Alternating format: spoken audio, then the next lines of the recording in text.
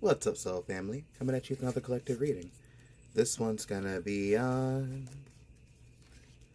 We have Cain with Pay Attention to Your Health. If you're interested in a one on one reading, you can do so by directly messaging me or by doing so with the link in the bio. The first reading will be $35 for up to. The first one will be $35 for up to 20 minutes. You can ask whatever questions you want, or I can simply pull and see what comes out. And if it doesn't resonate, then I'll simply refund you. Let me grab the cards that just fell and we'll go from there. So then we have Frying Pan, which is trouble, accusations. We have Mountain, which is major challenges to overcome. And then we have Lobster with financial pinch. I can't say that word. Financial pinch. I can't say that word. So maybe this is pointing towards not being too stressed out. Or maybe because of the fact that you're like having some kind of like health issue, or if you neglect the health issue, then maybe you're gonna have like a flare up or something, and that's going to cause you to be like in a financial pinch or something along those lines. But we'll find out. Okay, cool. So we have the Queen of Swords, the Two of Pentacles, and the Moon card.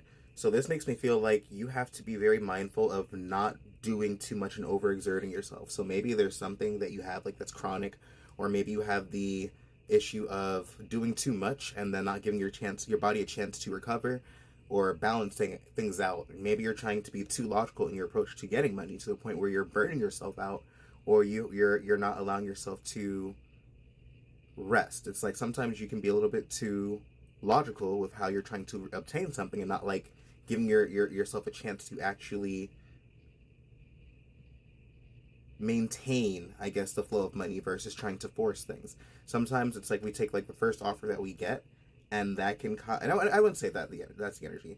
Sometimes we can be eager to get money, so then we are willing to, maybe because we see like, okay, all I have to do is this to get money, we're willing to sacrifice parts of ourselves versus simply just taking a step back and not doing such, if that makes any sense.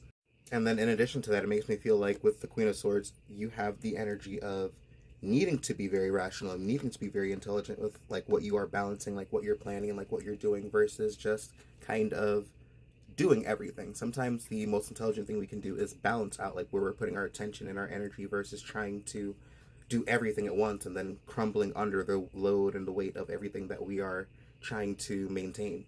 Maybe that's like one of the patterns that we are having to break, which is like overexerting ourselves and then neglecting our health, and then having to pay the cost of us having to recover as a result of it. Sometimes Moon has to do with things that are hidden, sure, but many times it has to do with our subconscious and our patterns and the things that we are kind of like working through, and sometimes energetic patterns that we're not always aware of that could be causing problems in our experience that we need to be more mindful of, so that we can then break what those patterns are. And it could also be the energy of, because one of the other cards that popped up was trouble, accusations. So in that exact same breath, maybe there is something that's happening behind the scenes within some experience that you're having, maybe at work, maybe within family, maybe within friends, like where somebody is kind of, I guess, saying things without actually having weight behind it, or maybe they don't fully understand like your perspective, and then that's causing them to like make accusations or to speak preemptively.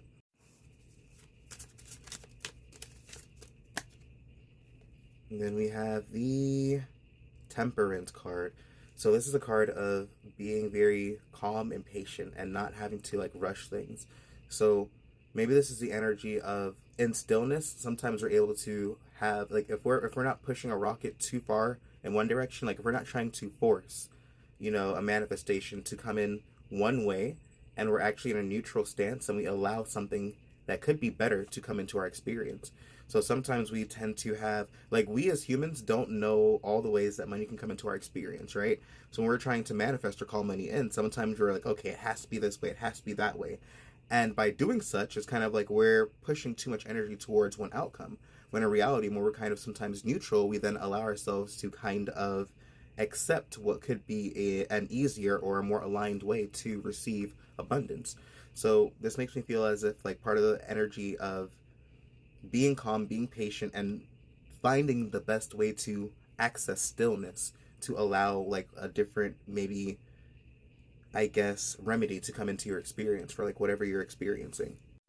And then even if it's the energy of you having to deal with yourself being sick and paying attention to your health, being patient with yourself and understanding that we all have our limitations, And just because like you have certain limitations around like whatever illness or chronic illness or whatever it might be, that there's nothing wrong with that. And I think sometimes even honoring that is what then leads us to then finding again different ways of tapping into abundance, or even just tapping into ourself a little bit more. Because sometimes I think like the more we connect to ourselves, the more we find value within the things that we do and the way that we exist. And then once again, the more that then reflects outward. So I think it's so many things, or there are so many things that then come with allowing yourself to be patient and allowing yourself to sit with yourself and finding stillness.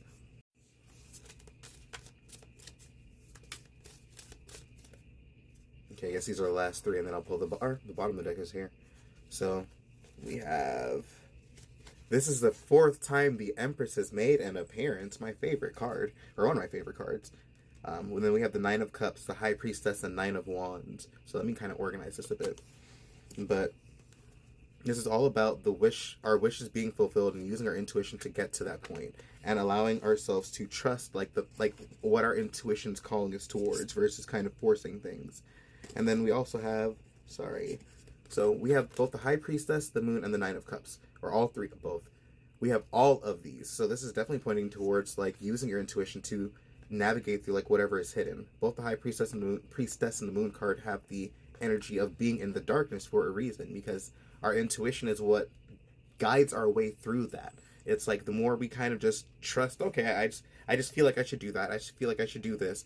And it could be like the most mundane or subtle things that will then lead to bigger, sorry, I dropped something, revelations or realizations. So that can help with when it comes to our health, our finances, even when it comes to sitting back and then allowing like maybe more information to come in that might then help us like, you know, feel better. Or even when it comes to especially our health, being intuitive and trusting what you feel in your body and feeling like what you need to do a lot of times can then remedy and fix the problems that we have. Like if you're feeling just like a little bit too tired, or you feel like you just need to do this or do that, and you just have like a little subtle nudge to do such, do it. You know what I mean? Or if you feel like you should explore maybe this way or this pathway of healing, or try this, you know, new medication or this new herb or this new whatever it is, like trust your intuition, because your intuition is what's going to help you every single time, like most times. And sometimes we might not necessarily find the initial, like the thing that works or fixes everything.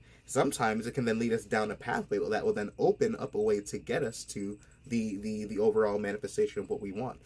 Sometimes it's just navigating down the path until we get to the result that we want. But when it comes to, it doesn't matter what it is as far as our health goes, and especially when it comes to our finances, there's always a way to remedy something. It doesn't matter how intense or severe something is. Our mind is powerful, and I've had friends who've had brain tumors who've used sound healing and manifestation to in accordance to as well with, you know, modern medicine. I think we're able to do both of these things and then allow both the metaphysical realm and then the physical realm to take precedence within our experience. It's like we are physically focused, but at the same time we are energetic beings. So it's like using a combination of whatever modalities that are out there to remedy whatever situation you're in. And then eventually it will happen. Like whatever you're trying to fix, whatever you're trying to heal from, whatever you're trying to, you know, gain, it's on its way. So I think it's just a matter of persevering long enough. And I think especially whenever you have like a chronic illness, whenever you're tired or exhausted, you know, I'm not saying like you haven't like fought your battles. It's like, this is the Nine of Wands. It's the Wounded Warrior card. So I'm never going to say that maybe you're not somebody who's exhausted or even having to like crawl your way across each day. You know, maybe you're somebody who's like in intense amounts of pain. But I will always, and I'm not saying this preemptively, I'm saying this because of what I truly know to be true. You're able to heal yourself from anything, and it might not be easy. Sometimes it might not even necessarily be likely depending on the circumstances, but it is possible. So if you are trying to fix something, then keep going, even if you are tired at the moment. Just do what you can to take it or get through another day. And with the Empress, sometimes that is literally just taking care of yourself, loving yourself, and being very soft and gentle, and embracing the loving and nurturing aspect of what we are, but turning that inward. Self-care will always be the thing that tips things in our favor. That being said, peace and blessings, and I'll catch you in the next reading.